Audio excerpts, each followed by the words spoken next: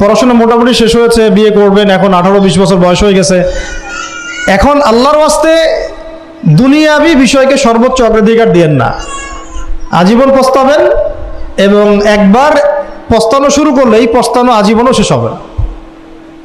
তখন মেইল করে মেসেজ করে কোনো লাভ হবে না, কারণ আপনি বিয়ের আগে দিনকে প্রাধান্য দেন নাই, বরং দুনিয়াকে প্রাধান্য দিয়েছিলেন।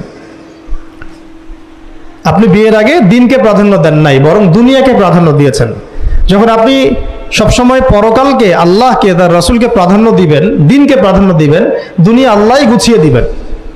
আর যখন আপনি মানে দুনিয়াকে সর্বোচ্চ অগ্রাধিকার দিবেন, দিন আপনার কাছ থেকে দূরে সরে যাবে। দিনের একটা গায়রত আছে, একটা ব্যক্তিত্ব, দিনের একটা স্বতন্ত্র গায়রত আছে, সে সবার কাছে ধরা দেয় না। যে তাকে মূল্যায়ন করে তার কাছেই দিন আসে, যে তাকে মূল্যায়ন করে না তার কাছে দিন আসে না।